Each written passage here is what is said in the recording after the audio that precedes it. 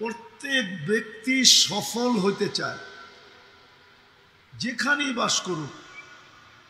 সে তার সোসাইটিকে দেখে না যে আমার সোসাইটিটা কিরকম, এলাকাটা কিরকম, যোগাযোগ ব্যবস্থা কিরকম, এলাকার ভ্যালু কতটুকু, দাম কতটুকু, এটা সে দেখে না। তার মনের ভিতরে আশা হলো যে আমি সফল হব, ঠিক না? কি বলেন? যুবকও চায় আমি সফল হই। এমনকি যদিও শেখ খায়, যদিও আপনারা শুনেন না, মুরব্বীরা, যুবকরা শুনুক, ওরা কিন্তু প্রত্যেকবার 14 তারিখে শেখ খায়, কিন্তু যখনই 14 তারিখ আসে তখন ভাবে আমি সফল হই, এইবার যেন সফল হই। তো মানুষ সফল হতে চায়, কিন্তু সবচেয়ে বড় দুঃখের বিষয় যেটা, ছোট থেকে একটা ছোট যান্ত্রিক জিনিসও যদি ত্রুটিপূর্ণ হয়, ওর ভিতরে যদি ত্রুটি দেখা দেয়, ত্রুটি বোঝেন তো, ত্রুটি দেখা দেয়, তো দৌড়ায়া সে কারিগরের কাছে যায়, মেকানিকের কাছে যায়, ঠিক না? না যায় না? হ্যাঁ, কেন যায়? সে জানে এটা ভালো মতে মনোযোগ, কিন্তু মনোযোগ যেই কজন আছেন এই কজন মনোযোগ দিলেই হবে। একটা যান্ত্রিক জিনিস যদি মেকানিকের কাছে দৌড়াইতে হয় ত্রুটি হইলে, তাহলে এই মেশিনটাও তো কেউ বানাইছে। আমার দেহ নামের মেশিনটা কেউ বানায় নাই? কে বানাইছে? এই দেহ নামের মেশিনটাও তো কেউ বানাইছে। এটাও তো একজনে চালায়, ঠিক না? নাইলে কিন্তু আমাদের শরীরের ভিতরে বিজ্ঞানের আলোকে চলার কিচ্ছু নেই। আমি আপনাকে দেখাইতেছি, আপনার চোখে দেখার কোনো উপাদান নেই। চ্যালেঞ্জ, দেখার কোনো উপাদান আপনার আমার চোখে নাই। উপাদান বোঝেন? যেটা দিয়া মানুষ কিছু তৈরি করে, কিছু বানায়, কিছু দেখে। আপনার আমার শরীরে দেখার কোনো উপাদান নেই চোখে। যদি উপাদান থাকতো তাহলে বহুত আগে দুনিয়ার থেকে অন্ধত্ব দূর হয়ে যেত। বিজ্ঞান ওই উপাদানকে ঘাইটা গুটা চক্ষু বানায় ফেলত, অন্ধদের চোখে ফিট করে দিত, অন্ধ দেখতে শুরু করত। এখানে দেখার কোনো উপাদান নেই। হ্যাঁ, হুজুররা মানতেছে না। কানে শোনার কোনো উপাদান নেই, মুখে বলার কোনো উপাদান নেই। বোঝা গেল এই শরীরটা যদি আমি বিজ্ঞানের আলোকে দেখি, তাইলে এটার চলার মতো এটার ভিতরে কিচ্ছু নেই। যেমন একটা উদাহরণ দিই, বিজ্ঞান বলে হার্ট চলে বাল্ব দিয়া। হার্টের নিচে একটা বাল্ব আছে, ওটার থেকে হার্ট চলে। এখন যদি আমি বিজ্ঞানকে প্রশ্ন করি বাল্ব চলে কি দিয়া, আপনি বিজ্ঞানের কাছে কোনো উত্তর পাবেন না। সে বলবে জানি না। তো এটাও তো একজনে চালায়, ঠিক না? চালায় না? আরেকটা বুঝবেন কি বুঝবেন না জানি না, বুঝানোর জন্য এত কিছু বুঝাইতেছি, এত কিছু বলতেছি। আমাদের দুনিয়াটা কিন্তু সূর্যের পিছে 66,000 মাইল পার ঘন্টায় দৌড়াইতেছে, ছুটতেছে, দৌড়াইতেছে। ঘন্টায় কত মাইল? কিলোমিটার না, 66,000 মাইল। 1.5 কিলোমিটারে 1 মাইল। এবার 66টিকে 1.5 দিয়া পূরণ দেন, এত কিলোমিটার গতিতে দৌড়াইতেছে। তাইলে আপনি উড়া যাওয়ার কথা না? কি উড়া যাওয়ার কথা না? শুধু দৌড়াইতেছে না, আবার ঘুরতেছে। পার ঘন্টায় 1000 মাইল বেগে আমাদের এই দুনিয়াটা ঘুরতেছে। আপনাদের বিজ্ঞান বলে তো যেই চাকরিটা 1000 মাইল গতিতে ঘোরে, ওটার উপরেই তো আপনি লেপটি মেরা বসে আছেন। কই বাতাসও তো গায়ে লাগে না। তাইলে এই যে অবস্থা, এটা কে রাখছে? 300 কিলোমিটার বেগে বাড়ি বাতাস আসলেই তো আপনাকে ওই বিল্ডিং থাকবে না একটাও। অথচ দৌড়াইতেছে 66,000 মাইল গতিতে। হুজুর কত বললো? 99,000 কিলোমিটার গতিতে দুনিয়াটা সূর্যের পিছে দৌড়াইতেছে। সূর্যটা দৌড়াইতেছে 6 লক্ষ কিলোমিটার বেগে। সূর্যটাকে না ধরতে পারলে আলো আসবে না দুনিয়াতে। এই জন্য সূর্যের পিছে দৌড়ায়া নিজেকে আলোকিত করতেছে। সূর্য দৌড়াইতেছে 6 লক্ষ কিলোমিটার বেগে।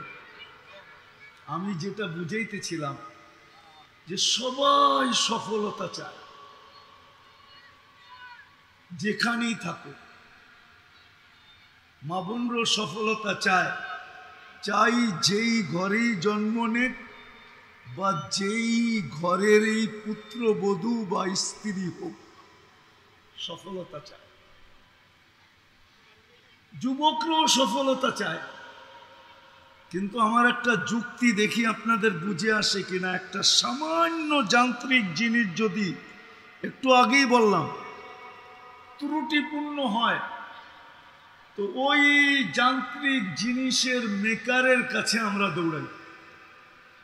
আচ্ছা, এইখানে যারা বসে আছি, আমরা যে সফলতা চাই, আজ পর্যন্ত কি আমরা মনে মনে আল্লাহর লগে যোগাযোগ করছি যে আল্লাহ সফল তো হইতে চাই, বানাইছো তো তুমি, চালাও তুমি। আল্লাহ কিন্তু আমাদেরকে বানাইছে, ঠিক না? সাজাইছে কে? চালায় কে? 24 ঘন্টা সেবা দেয় কে? আপনি যদি অক্সিজেন কিনতেন, এই পানির দামে, পানির 1 লিটার 30 টাকা যদি কিনতেন, আপনি অক্সিজেন কিনা ব্যবহার করতে হতো, তাহলে ডেলি 16,500 টাকার অক্সিজেন কিনতে হতো। কত? 16,500 টাকার অক্সিজেন ডেলি কিনতে হতো। কেননা ডেলি আমরা 550 লিটার অক্সিজেন নিই 24 ঘন্টায়। কত? 550 লিটার। যুবক একটু ভাবো। অ্যান্ড্রয়েড সেট, আবার বাইক, ডিজিটাল ঘোড়া। রাগ হয়ে যাও না, চড্ডি পর্যন্ত, লেংটি পর্যন্ত থাকতো না, লেংটি। গায়ে জামার পরনে প্যান্ট। 16,500 টাকা ডেলি বিল দিতে হইলে এই বাড়ি ঘর জায়গা জমিন মনে হয় 2-4 জন মানুষের কাছে থাকলে থাকতো দুনিয়াতে, বাকি সবার কাছে লেংটিও থাকতো না। মাসে বিল দিতে হতো 4,95,000 টাকা। খাইতেন না বিল দিতেন?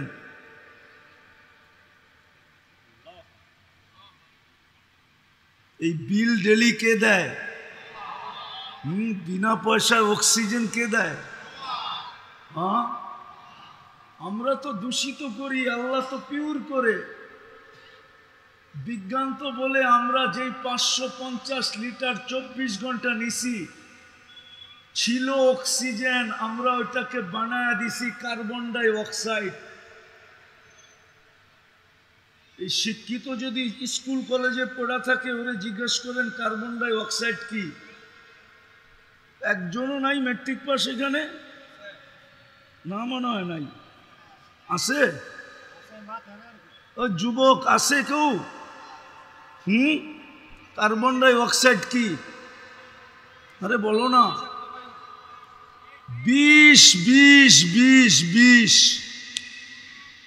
আল্লাহ দিল পিওর অক্সিজেন, তুমি বানাইলা ওইটাকে 550 লিটার ডেলি, আবার আল্লাহ ওইটাকে কুদরত দিয়ে রিফাইন করলেন।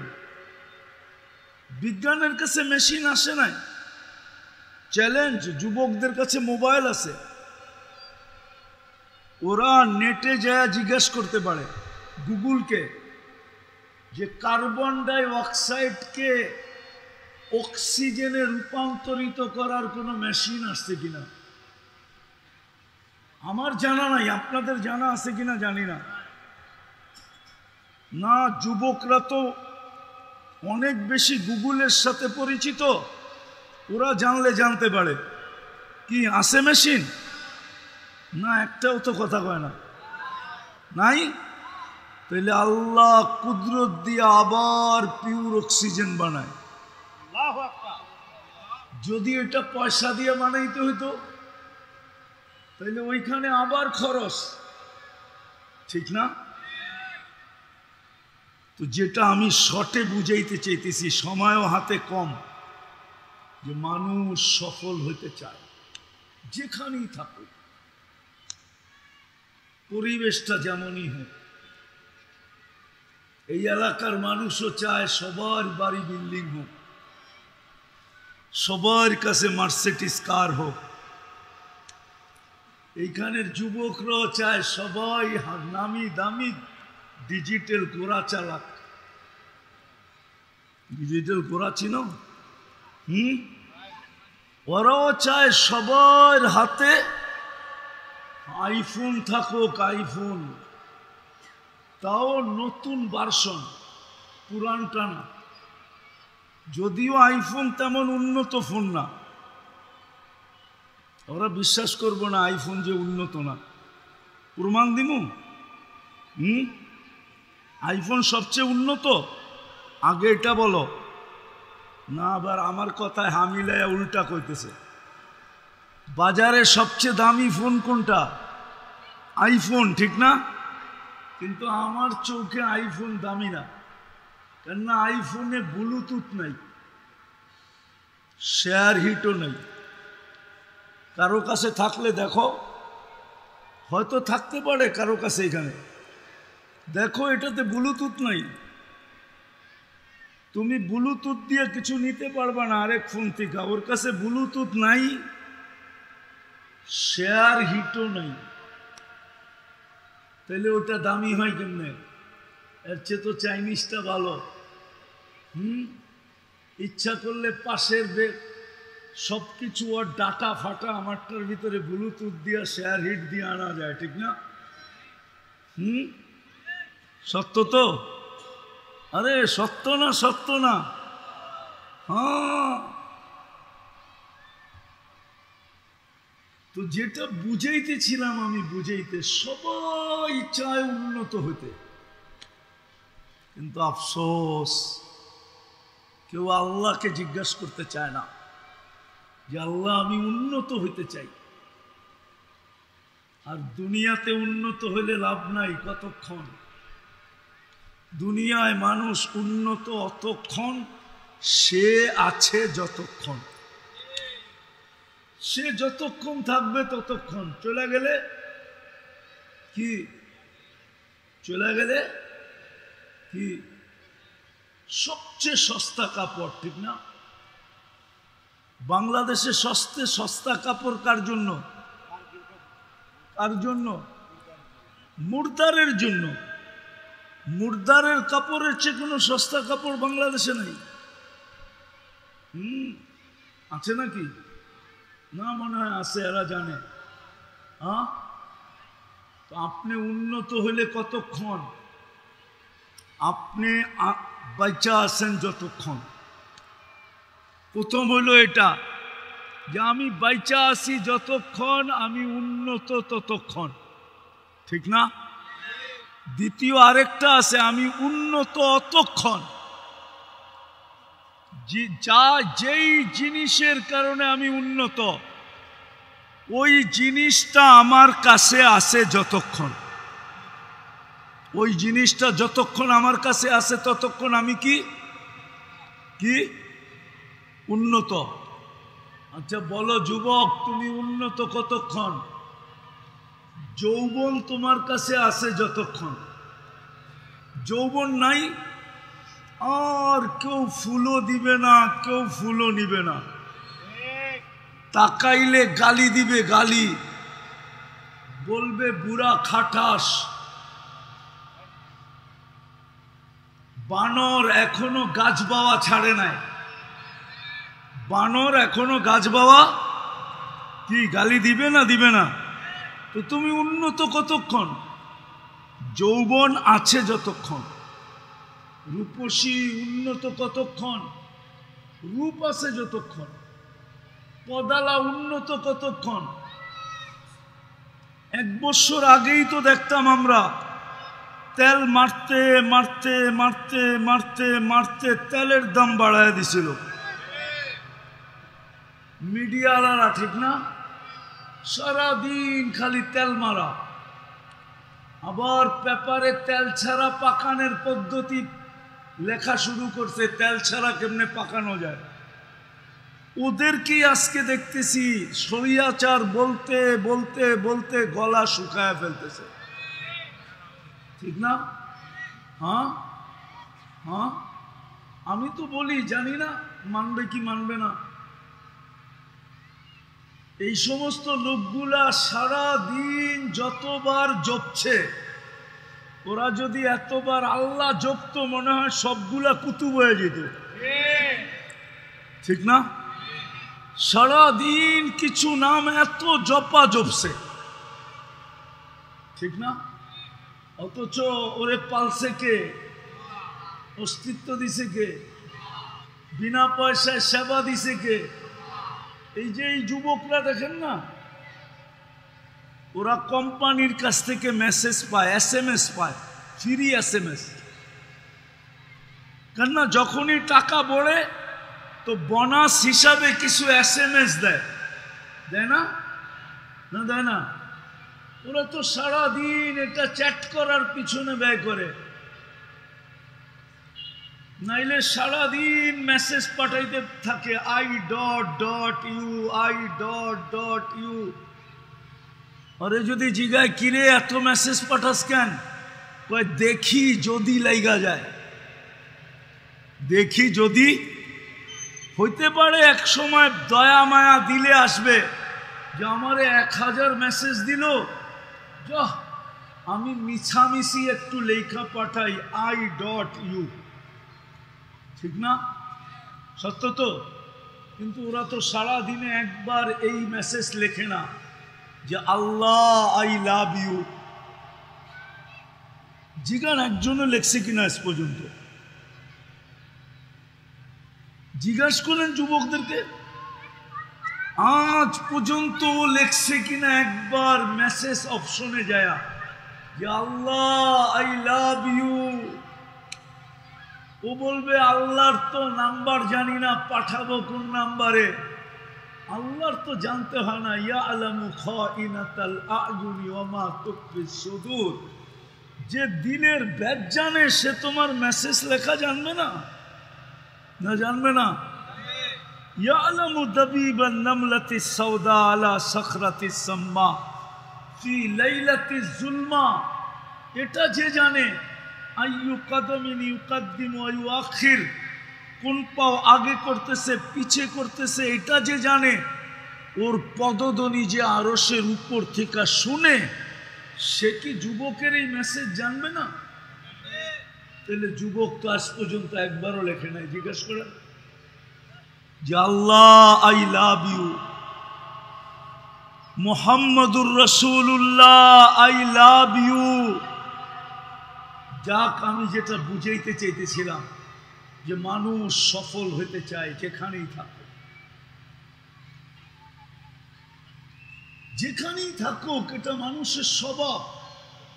সে সফল হইতে চায় সর্বকর্মে, চাই কর্মটা বৈধ হোক আর অবৈধ হোক, সে সফল হইতে চায়। কিন্তু রব্বে কাবার কসম, সে জিজ্ঞাসা করতে চায় না আল্লাহকে যে আল্লাহ আমি সফল হইতে চাই, কি করে সফল হব, আমি সফল হব কি করে? যেই কয়দিন এইখানে থাকবো ওই কয়দিন সফল হইতে চাই। এইখানে যদি আল্লাহ সফলতা না দিবেন, তাইলে কোরআনে হায়াতান তাইয়্যিবা এই শব্দটা কেন আসবে? এইখানে যদি সফলতা না দিবে, তো কোরআনে লাহুম রিজকুন কারীম এই শব্দটা কেন আসবে? যদি এইখানে সফলতা না দিবে, তো উলাইকা লাহুমুল আমান এই শব্দটা কোরআনে কেন আসবে? যদি এইখানে সফলতা না দিবেন, তাইলে ইন্না নানানসুরু এই শব্দটা কোরআনে কেন আসবে? যদি এইখানে সফলতা না দিবেন, তো ইন্নাল ইজ্জাতা এই শব্দটা কোরআনে কেন আসবে? আমি ভাঙ্গা ভাঙ্গা বললাম, পুরাটা বললাম না। আর এরকম বলা জায়েজ আছে। আবার হুজুররা তো হুজুরদের প্রোগ্রাম, আবার লেখা শুরু করতে পারে যে এটা আবার কোন ভঙ্গি। এটাকে ইমাম বুখারী রহমতুল্লাহ আলাইহি খুররুম বলেন। খুররুম হাদিসের এক অংশ দিয়া পুরা বাপ কায়েম করা, তারপরে একটা মাসলাকে প্রমাণ করা। তো বৈধ আছে বিদায় শব্দগুলা বললাম। আল্লাহ কোরআনে এই শব্দ কেন ব্যবহার করলেন? বুঝা গেল এইখানেও দিবেন, আবার ওইখানেও দিবেন। এইখানে সফল হওয়ার নাম সফল না, এটাই সত্য। এইখানে সফল হওয়ার নাম সফল না। তাইলে কবি এই কথা কোনোদিন লিখতেন না, अजल ने न छोड़ा किसरा न दारा, उसी से सिकंदर सा फाते भी दिहारा, हर एक लेके क्या कहा हसरत सुधारा, पड़ा रह गया यही ठाट सारा। তাইলে ঐতিহ্য হইতো না, পুরান ঐতিহ্য হইতো না। আলী রাদিয়াল্লাহু তাআলা আনহু দুই সন্তানকে বসায়া এই উপদেশ কোনোদিন দিতেন না, সিরু ফি দিয়ারিহিম অনদুর ফি আসারিহিম ওয়াসআলুহুম আইনা হাল্লু। এই চিৎকার কোনোদিন দিতেন না, বেটা পুরান ঐতিহ্যগুলাকে যায় খুঁটা খুঁটা দেখো, তারপরে জিজ্ঞাসা করো তোমরা কোথায়, ঐতিহ্য তো আছে, তোমরা কোথায়? বলছে যদি জবাব দিতে পারতো তাহলে জবাব দিত ইন্তাকালনা মিন দারিল গুরুর, দুকার ঘরের থেকে বাহির হয়ে গেছি, ইলা দারিল গুরাবা, অপরিচিত এক জগতে চলে আসছি যেখানে কেউ খবর নেয় না। প্রমাণ দিব, মা বাপ নাই কার, একটু হাত উঠান তো। হ্যাঁ, নামান অনেকেরই নাই, ঠিক না? সত্য তো? আচ্ছা, এখানে কয়জন আছে ডেলি মা বাবার জন্য 2 রাকাত নফল নামাজ পড়ে? একজনও কিন্তু নাই। ডেলি 2 রাকাত নফল নামাজ মা বাবার জন্য, ডেলি 2 রাকাত। বাদ দিলাম নামাজ, ডেলি 3 বার সূরা ইখলাস পড়া। সুযোগটা তো আল্লাহ আমাদেরকে দিছেন, ঠিক না? আজকে সূর্য ওঠার সুযোগ কে দিছে? সূর্য উঠলো এটা যে দেখলাম, এই সুযোগটা কে দিল? নাইলে রাত্রে তো সবাই আমরা মরে গেছিলাম। আমরা তো দোয়া পড়ি ঘুমাইছিলাম, আমুতু কি বিইসমিকা। আমুতুর অর্থ হুজুরের জিগান, জিগান না, আল্লাহ আমি মরলাম, গ্রাম্য শব্দ, আল্লাহ আমি মরলাম, মরে গেলাম। তুমি চাইলে আহিয়া হবে, নাইলে হবে না। তুমি চাইলে আহিয়া হবে। আল্লাহ সুযোগ দিছে, 3 বার সূরা ইখলাস পড়লে 1 খতম কোরআনের সওয়াব হয়, ঠিক না? এই সুযোগটা কে দিছে? হ্যাঁ, একজনও তো নাই ডেলি 3 বার সূরা ইখলাস করে মা বাবাকে দেয়। রাগ হয়ে গেলেন? আছেন কেউ যে ডেলি আমি সূরা ইখলাস 3 বার পড়ি এই নিয়তে যে আমার মা বাবা পাক? হ্যাঁ, 2-3 জন হাত উঠাইছে, বাকি উঠাই নেই আমরা। শুধু মা বাবার ঐতিহ্যটা রয়ে গেছে কবর, মা বাবার ঐতিহ্য রয়ে গেছে সম্পত্তি, মা বাবার ঐতিহ্য রয়ে গেছে বাড়ি। আমি শেষ জায়গায় চলে আসছি। যেখানেই থাকি না কেন আমাদের মনের ভাব, আমরা সবাই চাই এখানেও সফল হতে, ওখানেও সফল হতে, কিন্তু জিজ্ঞাসা করতে চাই না যে আল্লাহ আমি সফল হতে চাই, কি করে হবে? আল্লাহ সফল হওয়ার পদ্ধতি বুঝাইছেন আমাদেরকে। যদি সফল হইতাম তাইলে খোদার কসম আজকে 200 কোটি 250 কোটি মুসলমান, 60টা মুসলিম দেশ, দুনিয়ার সবচেয়ে বড় কারেন্সি টাকা মুসলমানের কাছে, এক দেশের কাছে না, একাধিক দেশের কাছে। দুনিয়ার সম্পত্তির 70% মুসলমানের কাছে। তেল বলেন, গ্যাস বলেন, সোনা বলেন, রূপা বলেন, দুনিয়ার 70% সম্পত্তি মুসলমানের কাছে। দুনিয়ার সবচেয়ে বেশি কাপড় চোপড় পরে মুসলমান, মুসলমানের চেয়ে বেশি কাপড় চোপড় দুনিয়ার কেউ পরে না। দুনিয়ার সবচেয়ে বেশি প্রসাধনী ব্যবহার করে মুসলমান, কসমেটিক্স যাকে বলে, মুসলমানের চেয়ে বেশি কেউ ব্যবহার করে না। দুনিয়ার সোনা দানা মুসলমানের চেয়ে বেশি কেউ ব্যবহার করে না। আমাকে মিডিয়া দিয়ে বোঝানো যাবে না, কেননা আমি নিজে তো সোনার ব্যবসায়ী, আবার সারা দুনিয়া ঘুরে আমি জানি কোন দেশে কয় ক্যারেট ব্যবহার করে, আবার কোন দেশালারা কতটুকু ব্যবহার করে আমি জানি।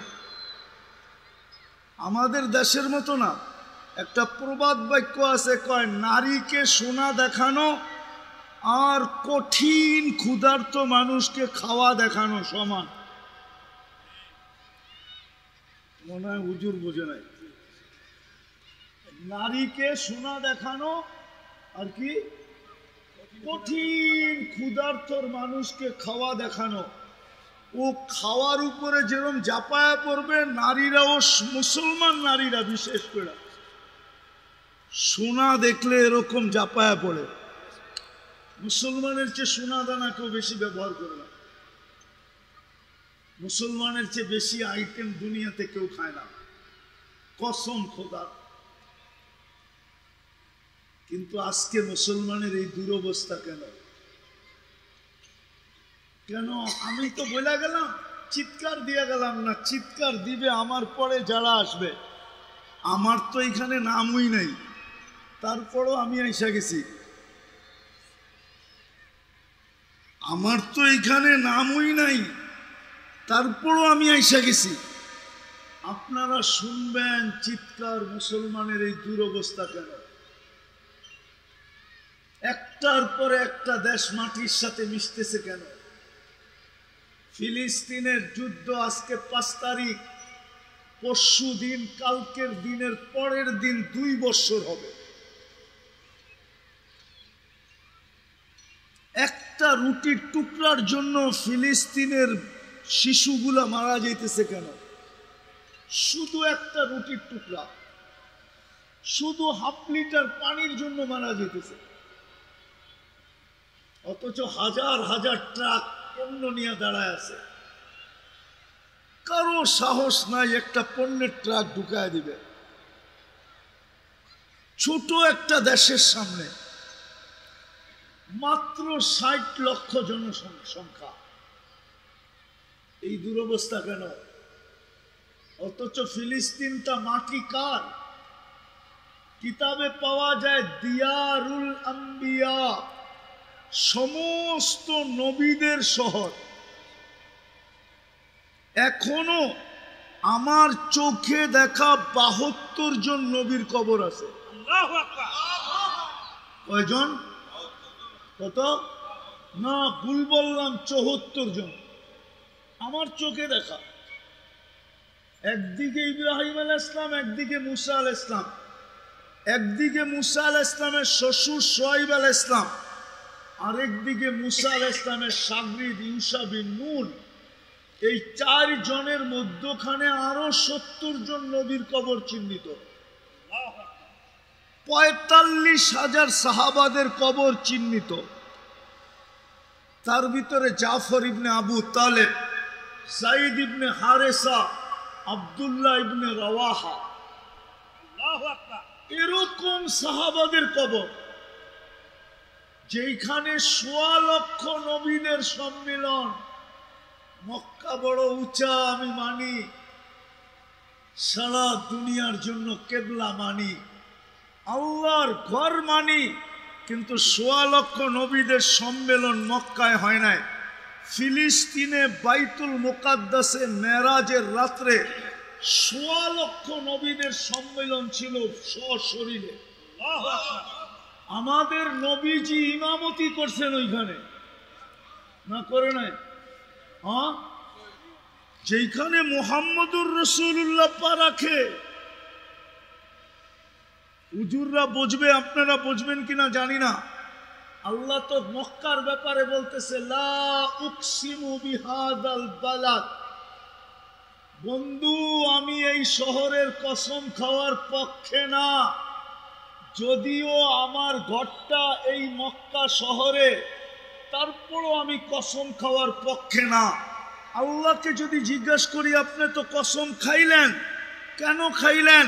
তো আল্লাহ আগে বলতেছে, আনতা হিল্লুম বিহাদাল বালাদ। বন্ধু, আপনি এই শহরে দেখা আমি কসম খাইতেছি। আপনি এই শহরে জন্ম নিছেন, এই জন্য আমি কসম খাইলাম, নইলে আমি মক্কার কসম খাওয়ার পক্ষে না। আজকে মুসলমানের এই দুরবস্থা কেন? মুসলমান তো সফল হইতে চায়, আল্লাহ তো সফলতা দিতে চায়, শুধু একটা কারণ আর কোনো কারণ না। আজকে বলা যাইতেছি এখানে এহসান আল এহসান ইমাম পরিষদ বুদিয়ামারা শাখায় শুধু একটা কারণ, আল্লাহ আল্লাহর নাফরমানিতে এরকম নারাজ হন না। কেউ যদি আল্লাহর নাফরমানি করে তো আল্লাহ এতটুক নারাজ হন না, এটার প্রমাণ দিতেছি আমি। আল্লাহর নাফরমানিতে যদি আল্লাহ নারাজই হইতেন, তো যখন বাইতুল্লাহর উপরে 360টা মূর্তি ছিল, তখন তো আল্লাহ নারাজ হন নাই। উলঙ্গ তোয়াফ হইতেছিল, তখনও তো নারাজ হন নাই। ওই চত্বরে বৈশাই, চত্বর বোঝেন, বাইতুল্লাহর চত্বরে খালি জায়গায়, বারিন্দা বলেন আর সেহেন বলেন, ওইখানে বৈশাই 360টার পূজা হইতেছিল। আল্লাহ তো এত নারাজ হন নাই। শুধু বন্ধুর উপরে আঙ্গুল উঠাইতে দেরি, তাব্বান বলতে দেরি, তাব্বান লাকা, তাব্বান মনে হয় বোঝেন নাই। আবু লাহাব এই কথা বলতে দেরি, তাব্বান লাকা সাইরাল ইয়াউম, আল্লাহ সূরায়ে তাব্বাত ইয়াদা পাঠাইতে দেরি করেন। আজকে আমরা বন্ধুর আদর্শ ছেড়া দিছি, মুহাম্মদুর রাসূলুল্লাহর আদর্শ ছেড়া দিছি।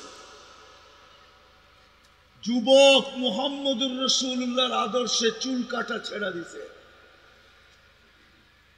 যদিও কোরআন সুস্পষ্ট বলছিল লান তারদা আনকাল ইহুদ ওয়ালান নাসারা, ও উম্মতে মুহাম্মদী কান খুলা শুনে নাও, যতই তোমরা ওদের রঙে রঙিন হও, গায়রিল মাগদুবি আলাইহিমের রঙে যতই তুমি রঙিন হও, গায়রিল মাগদুবি আলাইহিম ওয়ালাদ-দাল্লিন এর রঙে যতই তোমরা রঙিন হও, আমি বালুর কণা পরিমাণ ভালোবাসা তোমাদের জন্য ওদের দিলে হতে দিব না না না না। শুধু ভালোবাসা না, দয়া না, করুণা না, সহযোগিতা না, সহমর্মিতা না, আমি বালুর পরিমাণ তোমাদের জন্য ওদের দিলে হতে দিব না না না না।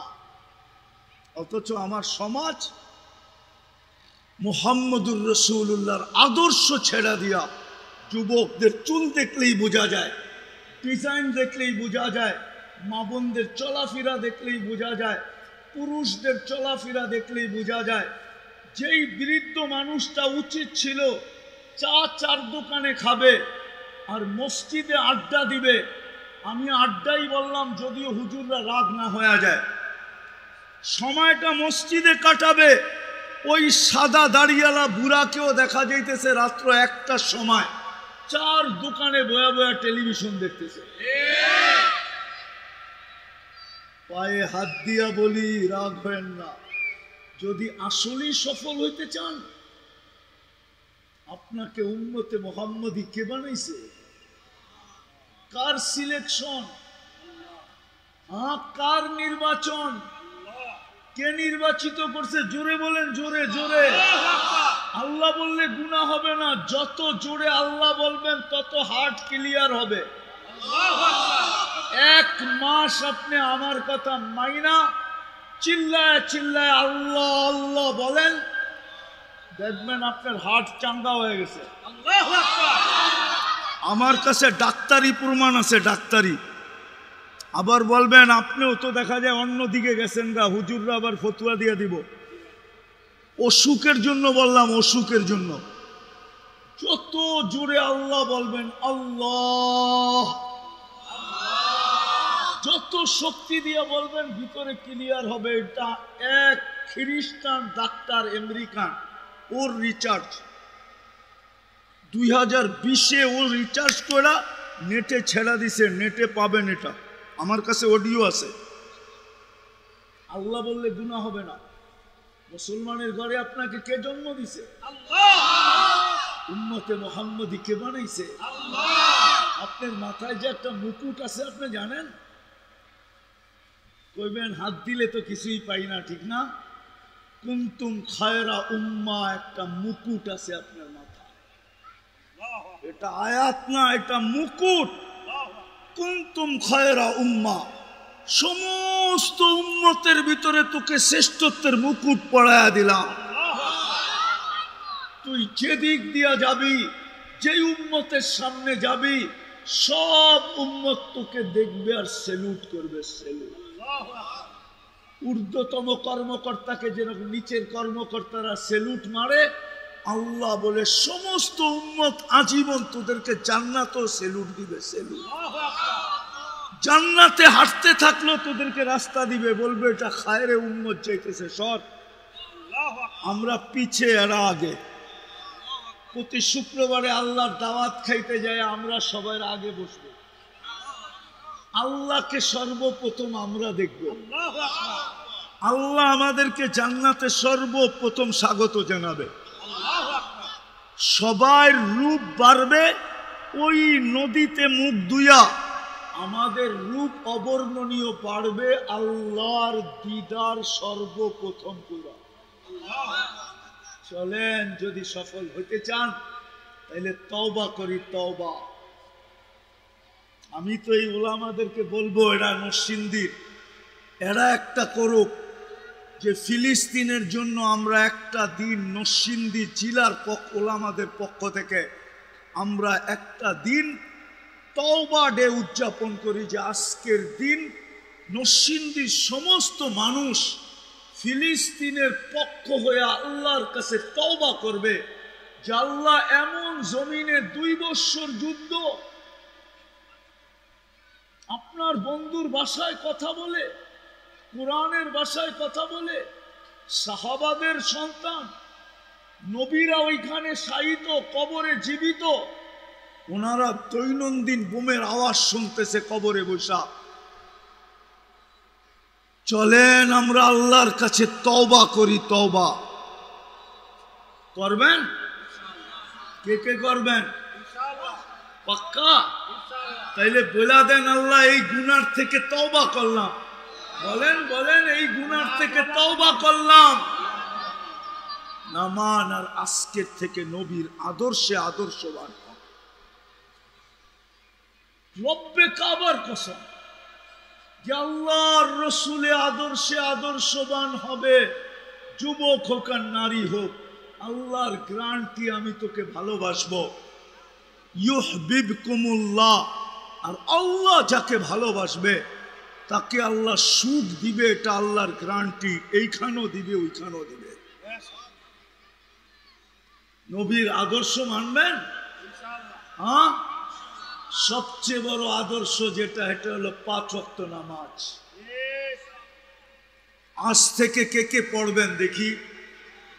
আল্লাহ আমল করার তৌফিক দান করেন। ওমা আলাইনা ইল্লাল বালাগ। আলহামদুলিল্লাহ, সুম্মা আলহামদুলিল্লাহ। আমরা এদিক সেদিক না গিয়ে আমরা ওযু করে মাটি চলে আসবো। মাটি মাগরিবের নামাজের জামাত হবে। মাগরিবের নামাজের পরেই